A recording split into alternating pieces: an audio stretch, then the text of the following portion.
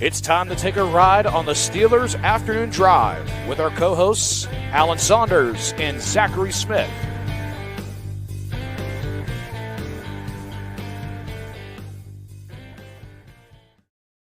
Welcome back to another episode of Steelers Afternoon Drive. I'm Zachary Smith. Of course, Alan Saunders joining me. Alan, how are we doing? That Brandon Ross voiceover never gets old, does it? Yeah, so I was actually cleaning up my camera roll today. Very bored at work, slow day. And I'm just going through everything, going back to I have photos and videos in here from 2017, but I got to the portion where it was all the photos, with the different backdrops of Afternoon Drive. And then we did 5 different voiceovers to decide which one we wanted to pick. And I was going through all of them. And the ones that kill me are there's just a super long pause because we didn't know if we were going to insert something there or what was going to happen. But we had him do a few where there's a super long pause between when he says, welcome to Steelers Afternoon Drive, and then it's a long pause, then he says with our co-hosts or co-pilots on actually some of them, he said, and then he says our names. So I was going through there, and I forgot that we had 5 different versions of the intro before choosing this one. The man does good work. If you need voiceover work done, Brandon Ross. And he's been on this podcast. He has been. We'll that had to be. Yeah, he's got to get back on this offseason. But it's funny. February was our big. All right, we'll bring guests in month, and I feel like we continued that for most of the offseason, didn't we? Yeah, we definitely did. So, but for him, he does the intro to the show, and then all of a sudden he's just appears right after. I wonder how that feels for him doing that. But anyway, Alan, a lot to get to. First thing I want to do, I mentioned this yesterday that I had to do, and I don't want to forget about this. I said anybody, if they leave us, reviews, Apple, Spotify, I want to give those people some love too, not just the people in the YouTube comments, because we appreciate the listeners as much as the viewers. And this one was actually back from January 1st, so 20 days late on getting to this, but here we are. SM Peters 28. If you're looking for regular Steelers talk that is honest, super informative, and fun, you got to check this podcast out. I thought I would only listen occasionally to a team-specific football podcast, but I love what Alan Saunders and Zachary Smith put together, and now listen daily. If you're a Steelers fan that enjoys insights from a writer who's with the team week in and week out, Alan does it as well as anyone out there, and the podcast format is great. Keep it up and take good care of yourselves. Great way to bring in the new year on January 1st from SM Peters 28. Appreciate that. There you go. We got some other comments, but they included questions as well, so we can get to them. Alan, we were talking before, not much, not really any pieces of news to talk about. I don't think that we can spend an entire episode on them bringing in a defensive back, another McCutcheon being added into Pittsburgh. I'm not sure how the Pirates would spell his nameplate if he were to attend Pirate Fest, but Cameron McCutcheon. Do we know anything about Cameron McCutcheon? Well, yeah, he spells it EON. As does Lance McCutcheon, Steelers wide receiver. So they now have there are more EON McCutcheons than EN McCutcheons in professional Pittsburgh sports at this moment. Sorry, Kutch. But yours is now the wrong way to spell it. I think that's how that works. What's funny is that's how people would always spell Andrew. It would drive me nuts. Oh yeah, misspell it constantly. Yeah. It's like Arthur Smith. That one, it's the same thing, man. I see it all the time, and I don't know why. Cam McCutcheon, big guy, 200 pounds, 6'1", 6'2", was an FCS guy to Western Carolina. Spent the last 2 years with the Los Angeles Rams. Somebody on Twitter asked me, is the Rams defense similar to the Steelers? And I was like, it kind of is. I had never really thought about those two defenses that way, but they both play a lot of cover 3. They both play kind of like a base 3-4. So yeah, I mean, I think they are kind of pretty similar. So sure. Not fast necessarily, 4.57, but big, strong, physical. Feels like, another guy in the mold of Joey Porter, Corey Trice, James Pierre, another big, long, physical cornerback. Gotcha. Okay. Also, this just popped to my mind, and I guess the conversation would be saved when and if anything happens on this front. Do you feel like is there a timeline that you think if they were going to make coaching changes, they would be done by said date? Because talking to someone, a lot of people anticipated it would happen last week, right after the season ends. But somebody told me that they were using that as an evaluation period. So to not expect anything last week, this would be the week. If so, is there a day to you that jumps out? If they're going to make coaching changes, it will take place by insert here. No. I mean, Okay. Frisman Jackson was February 5th last year. Oh man. Okay. So like, Yeah. I would not expect. I wouldn't have like a drop dead date. I think in some ways they need to wait until Arthur Smith is officially ruled out of getting the Jets job before they deal with any offensive changes. You're going to want to know who your offensive coordinator is before you make those decisions. Certainly. Yeah. Maybe they could make a decision about defensive staff before then. But no, I mean, the Senior Bowl's next week. The Shrine Bowl starts this week. So, like, scouts and assistant coaches are going to be on the road. I don't know. I think if there's going to be a coordinator move, I feel like it probably should have happened by now. And I think they're probably hurting themselves by waiting so much longer than everyone else that's hiring coordinators. I mean, there's still lots of teams that need to hire coordinators. All these teams that have hired head coaches, they're still just hiring head coaches. Obviously, haven't even begun to deal with coordinators yet. But you kind of are letting you're letting days slip away in trying to find a coordinator if you're going to move on from one. Position coaches, I feel like you could deal with that into February, no problem. Mm-hmm. Okay. Yeah, that was my concern. Like if it does, I didn't realize it was that late with Frisman last year, but that would be my concern is obviously the quality of coaches going down because, they're going elsewhere prior to the Steelers deciding to even move on from a coach. But okay, well, there you go. February 5th last year, moving on from Frisman Jackson. All right, I said we got some questions that we want to get into. We'll start with one that, of course, was very complimentary from the jump. Anthony knows what he's doing here. Anthony Daniels, 5259. I watch a lot of different Steelers podcasts. You guys are my favorite. I think you guys have the best mix of fan/non-fan in parentheses media perspective. That being said, we have talked about coaching changes, but what really needs to change is the Steelers start hitting on first round picks. Besides TJ, most of the first round picks of the Steelers have been busts. Who's that word again? Yeah. Bust. I mean, I think it's certainly the I was looking at the Zach Frazier wins the voted to the all rookie team this year, and I'm sitting there working on the story, and you're looking at the last Steelers on the all rookie team: Joey Porter last year, Najee Harris in 2021, Devin Bush in 2019, actually, surprisingly. But like, there's a whole period from like Marquise Pouncey to Devin Bush, 9 years, where their first round pick, TJ, sorry, 8, so 7. There's like this whole huge gap where their first round picks just are not hitting. And that's why the team is where it is in terms of its talent level. And you look at the news today, over the cap estimates the compensatory picks. Baltimore Ravens getting 4 picks, including a 4th rounder for Patrick Queen. Steelers not getting any. The reason you don't get those, it's not like the Steelers did something wrong by signing Patrick Queen. The reason you don't get those is because you're not losing talent to other teams that you could keep but can't because of the salary cap. Like, the draft failures of a decade are piling up for the Steelers, and that is the biggest reason they are where they are. Like, and there's a lot of ways you can look at it as to how to identify it, but the signs are all over. So yeah, I mean, not just the first round pick, but the first round pick certainly the most important of that group, but all of them really, they have to draft better than they've been drafting.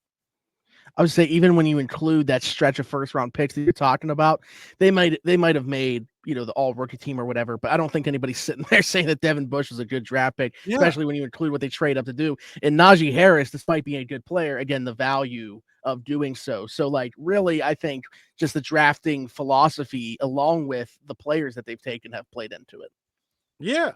And specifically at the first round draft picks, I mean, until Omar came along, they went and had you had a quarterback in Kenny Pickett in 2022. Now, that didn't go well.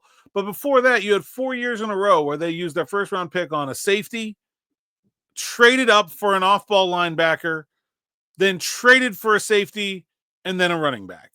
Like, you're just not like the positional value was a big problem there. And before that, they had 4 TJ, obviously a very good pick in 17, but they had Bud Dupree, a fine pick, Ryan Shazier, unfortunate what happens to him. Jarvis Jones, Artie Burns, and it adds up to like one really good first round pick, TJ Watt, two pretty good players that didn't stick around in Bud Dupree and Najee Harris, and a whole lot of nothing outside of that, out of their first round draft picks from 2013 to 2023 so far.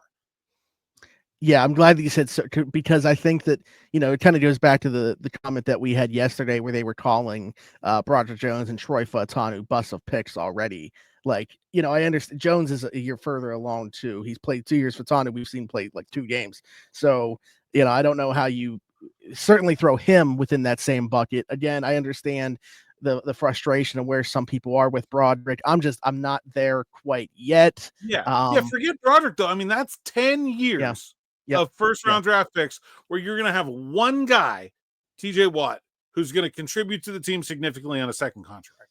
Mm-hmm. And you mentioned the comp pick thing, and I was going back thinking and it was more so because of obviously couldn't really see what COVID was going to do to everything and impact the salary cap that year and everything like that. Now they would have probably lost certainly one, if not both, of Javon Hargrave and Mike Hilton anyway. But like that's the last year that they've really been able to be on the beneficial side of the comp pick formula. Yeah, they were obviously hurt by the COVID year. That definitely threw a wrench in their plans there. But the last couple of years, they haven't been a talented enough team to have guys that other teams wanted to sign away. Like it is. I know everybody wants to blame the coaching for everything, but this has been a bad football team for 5 years now, and it's because of the draft failures of 10 years in a row. Yeah, well, Anthony certainly agrees with what's taken place in terms of the drafting of the team. You mentioned the coaching aspect, and I'll bring in a question that I actually got from Twitter here. I was discussing with you prior to see if we wanted to tackle this. You actually like this question. Cliff the Dark Knight says, "What's up, Zach? Question for you and Alan. Since we are anticipating coaching staff movement, or I don't know that we'll see how much, if at all. Hopefully soon. This is more of a fantasy question at this point. How far do you think the Steelers and Ravens would have gone respectively if entire coaching staffs were swapped?" Exactly where they went. Like exactly where they went. Probably honestly to the final scores.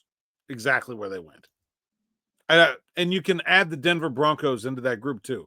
I mean, there's not a coach more similar to Mike Tomlin than John Harbaugh in the NFL. Like they are 2 peas in a pod. Like, no, I don't think it would be one bit different if you switch to coaching staffs. Yeah, I think that what's interesting, because like my mind gets going to not be beyond the head coach, because I completely agree. I don't know how the pieces would fit with the coordinators. Sure, That's the big question, because like Todd Monken is to me, he's one of my favorite OCs to watch. Obviously, he has the personnel there in Baltimore, and even more so this year than last year when he first got there and stuff. But then I look at the defensive side, and Zach Orr was really struggling out the gate as a first-time DC, but then they bring in Dean Pease. So to me, going back to the conversation, I feel like we've had kind of the entire week in terms of, or really honestly, basically since we started this podcast, in terms of the size of coaching staffs. That to me is why I would give the Ravens a leg up with their coaching staff, is because of like they have specialist coaches like a Chuck Smith on that staff and things like that. Yeah, but over the course of I don't know. It's not going to change the outcome of 2 games. Like I really don't think it would have made any difference. I mean, the Ravens were a better team than the Steelers. The Bills were a better team than the Ravens. That's where they ended up. I don't know. I think in general people overrate the impact of coaching. I don't really think there's a lot of coaches that make that big of a difference in the NFL.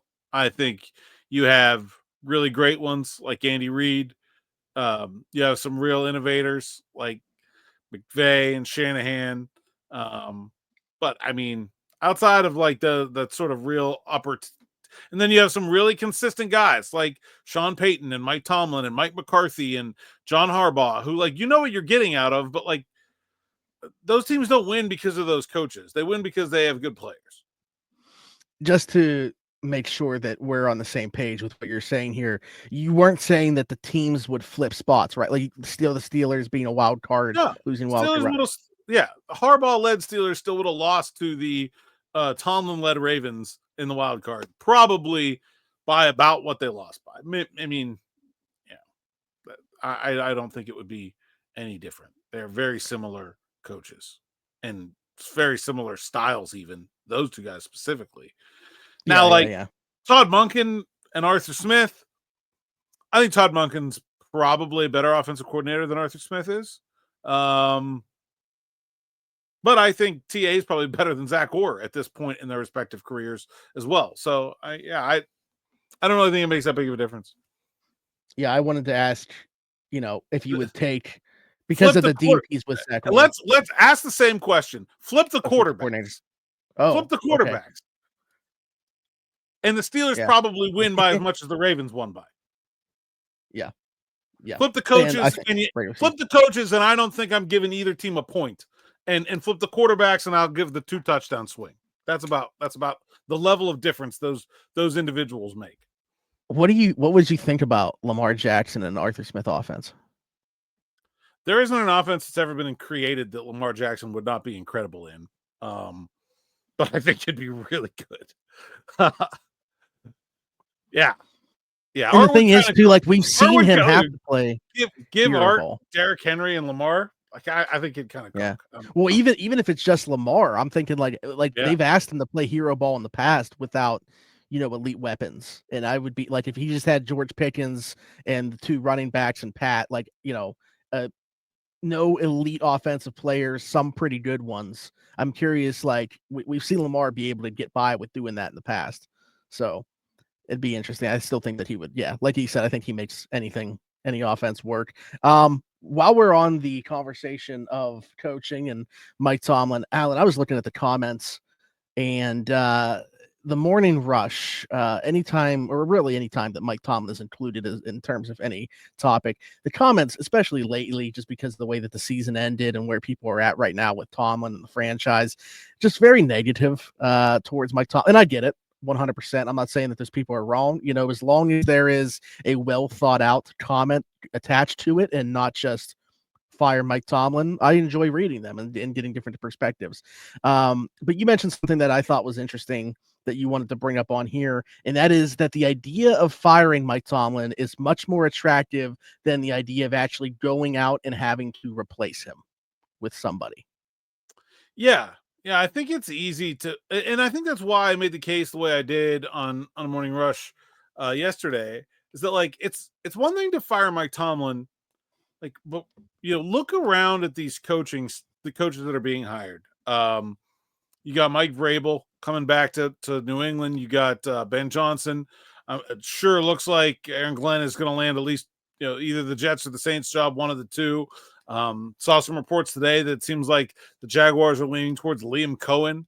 Like, which of those guys, or is there a guy that you're just like 10 toes? That guy is a better head coach than Mike Tomlin is right now today. There's your upgrade. Because I'm not so sure. Like, where do you see, like, I don't see some like overabundance of obvious candidates. And I know Mike Tomlin himself, when he was hired, was not an obvious candidate. But I don't know. I kind of look at what's out there and go, I 100% hear that. Here's what I'll say. And, maybe this is a stupid thought. And this isn't like a sake for the sake of making change idea. But we've talked about having to take swings at the quarterback position and throw a dart. I think at some point you just gotta be, I don't know if aggressive is the right word, but because of not knowing what's on the other side, you gotta eventually find out if it's greener. And I don't know that it is, but I think it's and I'm not saying necessarily that is or isn't right now. But I think at some point you can't just continue to do the same thing because you're worried about what the next guy's going to be. Yeah. I don't know. I think you can do that a long time. I don't know. I mean, I get it. Like, do we think that the Cowboys are going to get a better head coach than Mike McCarthy? Like, I think probably not. I think they're probably going to downgrade. And that's typically what happens. And we said it's very possible that happens with the Steelers whenever that is that they do move on with Mike Tomlin. Chances are the next guy won't be a long-term solution. Like, just because it's been that way for a while, chances are the next guy sucks. Like, that's the probability. Yeah. It's one thing if you're the Bears and like you're pretty sure that Matt Eberflus sucks anyway. So like whatever. It's one thing if you're the Jaguars and Doug Peterson is clearly worn out his welcome. I think it's a little different when you're talking about firing a Hall of Famer and you look at what's out there and you go, man, is there another one of those coming? I don't know. Like, is Ben Johnson the guy? Like, that's probably the guy that is the best candidate of this crop. I'm not sure I'm sold though. Are you? I've not wanted to put this take out there because I don't want to get freezing cold takes, but I do not think Ben Johnson's going to be a good head coach. I think he's a fantastic offensive coordinator. There is just something about him, and maybe his personality will come out more through being a head coach, that I don't see like what you can be a great offensive coordinator, but not be a very good head coach. And I kind of think that he screams that to me just from I don't see him being the guy to take the reins of an organization and be the guy at the top. To be honest with you, and this would be dependent, like obviously it's much more important if you get this guy who the OC would be. I would hitch my wagon to Aaron Glenn as a head coach before Ben Johnson.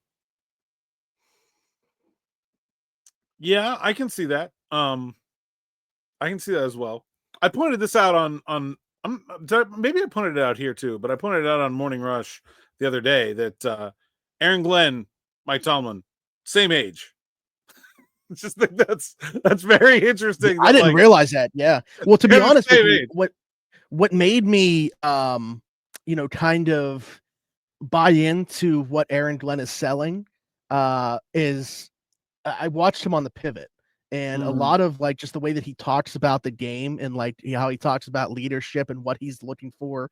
Like it sounded like it was Mike Tomlin, like who has also been on that same podcast. So to me, I just thought there was a lot of parallels there, which some people I think would be turned off by the idea of just rehiring Mike Tomlin if that was the case anyway. But I also think because he's been in maybe a little bit of a different structure, like Mike Tomlin's been here for so long and probably knows only one way of doing things as a head coach. Aaron Glenn getting to work under Dan Campbell and see how he kind of went about the division of labor, having Ben Johnson there as well, just like a fresh perspective. If I was swapping out Mike Tomlin, what I'm getting at is if I was getting rid of Mike Tomlin this offseason, I think Aaron Glenn would be the guy that I was looking to hire. Yeah, worked for Sean Payton in New Orleans as well. Yeah. The other interesting part of this is that if you ask me like so like Mike Tomlin came from the kind of Dungy coaching tree, right? Where that's what like they were good in Tampa and that's where he came from. And if you're looking at the NFL right now and you're like, okay, whose assistants should you want to hire? Like, I think everyone's answer would be like, oh, McVay or Shanahan, but like, those coaching trees are super picked over. Like half the league has a Shanahan or McVay assistant already. I kind of feel like that ship has sailed in a lot of ways. Like is there another head coach in there? Like, I mean, I guess you could get like Clint Kubiak or Cohen, who's maybe interviewing or maybe going to get the Jaguars job, but like, I don't know. Like, and we've seen enough of those guys go to other places and not do that well that we know that's no sure thing, right? Like, do you want Zach Taylor? I don't know. Like, it's not right. It's not gone great. Well, we just talked last offseason. That guy was Zach Robinson, right? Who's the Atlanta offensive coordinator. We'll see how things go for him. But yeah, like you're talking about like how far, like if you're talking about a family tree, right? Like let's make that analogy. Now we're on like the third cousins of the McVay and Shanahan tree at this point. Like this twice removed. It's a little picked over at this point. It's like Christmas tree shopping on December 23rd. Like, yeah. He's a little crooked and there's a bare spot. We can turn it and put that against the wall, and like that's kind of where you're at. Like with those coaches. I'm thinking of Christmas with the Cranks, where there's nothing on the tree at all. It's just wood. It's just and then basically. I think the Lions are the it team this year, but I mean, I don't think Mm-hmm. Dan Campbell is not selling a system. He's not selling X's and O's. He's a motivator, right? So, like, why? I don't know. I don't see any reason why his assistants should be great head coaches. I'm not Well, saying they that's won't, why. but I Yeah. don't think there's any there's no reason to say like, oh, you work for Dan Campbell, you have to be great. Like that doesn't transfer. Mm-hmm. Yep. That's what I brought that up yesterday. Like, I'm curious to see if it does become like a fact, because it doesn't scream this is going to be a factory to me. Like, I'm curious to see where they go with the next two hires on each side there, because it's not like a McVay or Shanahan type thing to me, where, like you're saying, it's not like a system that's being sold. It's how he has obviously gone about his business. They obviously got it right on the OC and DC hires for that window. But yeah, I'm curious to see what comes of that and what comes of those two coaching hires wherever they do land. I mean, well, we know Chicago, and it sounds like the Jets, right? I mean, would you be surprised if it's not that way? I mean, it's not like shocked, because I wouldn't want to work for the Jets, but like it seems like seems like the Jets are putting the press on there. Yeah.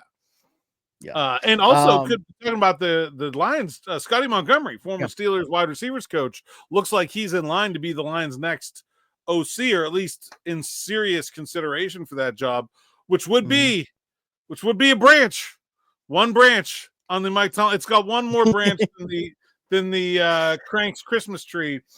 Yeah, I saw their offensive line coach Hank Fraley was interviewing in Seattle for the OC job, and I thought that was kind of interesting. Steelers legend and Robert Morris legend, Hank Fraley. Yeah. He was with the Steelers for like one preseason as an undrafted free agent.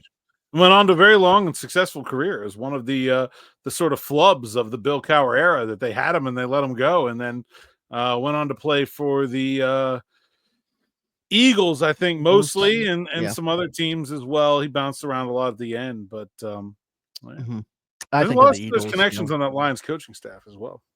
Oh, absolutely. Okay, let's move on to this then. This is still kind of going along with coaching here. Dave Fileshifter 2418. Dave, we always appreciate the questions. Good stuff, Alan. I'll say this is on a morning rush, so I'll allow him to leave out me on this comment. I'd like the team to expand the coaching staff too. One note about Dunbar that's worth keeping an eye on if he remains on the team. I disagree with the assessment of Benton when he publicly stated Benton was a nose tackle, when to me it's obvious Benton is a classic 3-4 DE in the mold of Cam, Tuitt, Aaron Smith.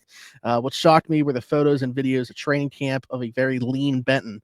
Maybe they were looking to get more speed and burst from him, but it looked like reduced muscle mass from the prior season. Certainly not the approach you want from an anchoring nose tackle, and probably not the best approach at DE with a long 20-game season ahead. Strength and fitness coaches share the blame, but I'd expect our DL coach to keep tabs on his players' offseason work at minimum from minicamp on. From just simple pictures and videos, didn't expect we'd see the results we'd hoped for in a second-year breakout candidate. How is it possible Dunbar can't see what was plainly obvious? Well, I don't think the Steelers really care about a nose tackle. They play their base defense so little that those three positions are now essentially interchangeable. They don't have a nose tackle, nor do they really want one.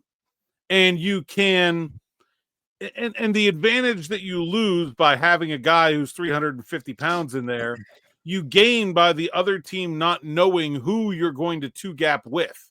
You can shift along the line. Oh, Cam can two gap. Oh, well then, then the gaps move over and you can do things a little bit differently. I don't think the Steelers have any interest in having a traditional nose tackle on the roster. They play such little base defense that I don't think they think it matters. Keanu Benton is a 3-tech. Like, that's what he is. That's what he's always going to be. They play three of them at once. One of them just plays inside. That's it. Like, there's no more nose tackle in the Steelers defense, really. There hasn't been for years either. Kind of encompassing that entire comment there, anything that sounded alarm bells for you or red flags in terms of the way they've gone about this developmental path of Keanu Benton? Because we talked about him actually quite a bit just because of Dunbar's contract being up. Yeah, no, I was hoping for more pass rush from Keanu Benton this year. I mean, he is a 3-tech. He is just like Cam, Tuitt, like all those other guys. And so he doesn't have the same pass rush opportunities. I think it's probably time for the Steelers to, whether they move on from Larry Ogunjobi or not, to let Benton be the number one guy when they go to sub packages and let him be, let him get those opportunities. I just didn't think he got enough pass rush reps over the course of the season, because he's really good at it. And, I think he had 24 pressures per PFF, which is, good. It's not great. But it's not like he was rushing the passer 500 times, I think he could be, better deployed there.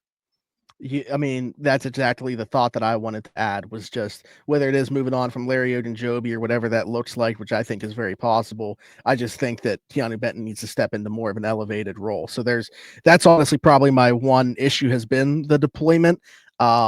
I think I thought he got better as the season went on in terms of what he was bringing from a pass rush perspective. I will say maybe I think there's more to give in terms of his run defense as well, and maybe that will come with more reps too. But I also think that, just we've talked about, I wonder how much a guy like that could benefit from getting in another, like a defensive assistant with the front seven stuff, and how different they could do. I think the one benefit, when you look at the way that, I'm not calling him Chris Jones by any means, but when you have a guy like Spags, who is so creative up there, the best thing that they do is they identify matchups for Chris Jones to get the most favorable matchups it just seems so simple, right? Get your best player against their worst offensive lineman. When you have a guy like TA as the defensive coordinator, who maybe doesn't obviously more on the back end of things, his area of expertise, if you get in a defensive assistant who's worked more with the front seven and understands getting those guys, those matchups, because I understand Carl Dunbar is his position coach, but that to me doesn't really fall under what he's doing on game days. So, I think a defensive assistant could certainly benefit Keanu Benton as well. Yeah, and I think when you look at the amount of attention in terms of chips and double teams that TJ Watt is getting, it should follow that the interior linemen should be able to step up with more pressure. And I don't think the Steelers ever really found a way to unlock that this year. But I think Keanu Benton's a heck of a player, and I don't think his development is lacking at all. I think he's exactly what they wanted him to be. So probably would like it, him to be a little bit more. I don't want to say he's not a bad tackler, but the pile doesn't go the other way as much as they probably would like when it's his tackle. That's he could use to work on that a little bit specifically. But I don't think the Steelers had any problem with the way Keanu Benton showed up, with the way he played, or any of that. That is what they want out of that guy. Yeah, I think he's heading in the right direction. And I'll also add this: it's not necessarily directly related to him. I expect there to be addition as well on the defensive line from, I think they could draft somebody pretty early there. I said I think that there's probably going to be Larry Ogunjobi. I'm not so sure that I see him on the 2025 roster. So maybe there's another free agent. Maybe that's where they get the bigger body guy, is somebody in free agency, not spend big because it's not a guy's going to play a ton, but a BJ Hill type, a plugger in the middle of a defense, something like that.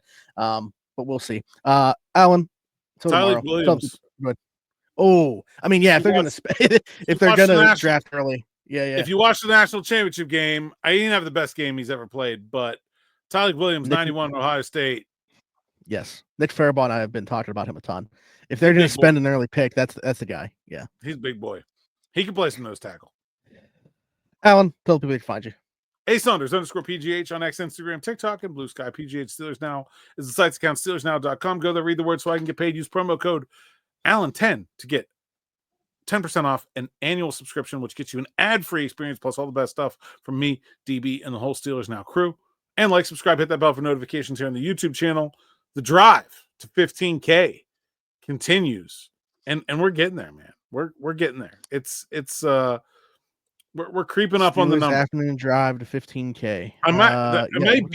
It's feeling like it's going to happen while I'm in Moby. Okay. Which would be 14,868 right now. So 132 subscribers off. Be sure to subscribe, hit that notification bell as we continue the drive to 15K. Tell a friend to tell a friend. Come subscribe over here. However, if you are listening somewhere else, that's completely fine too. Apple, Spotify, wherever you get your podcast from. You can find us there. Just search Steelers Afternoon Drive. Leave us a review and subscribe over there too, and I'll read those on the show as well. And then I guess you can find us on TikTok. You can't find me on there right now. I have no clue when they're going to add this back to the App Store because it's screwing me up, not being able to go on to TikTok and doom scroll at night. But anyways, and then find me everywhere, Zachary Smith, PGH. For Alan Saunders and myself, thanks for jumping in, taking another ride on the Steelers Afternoon Drive.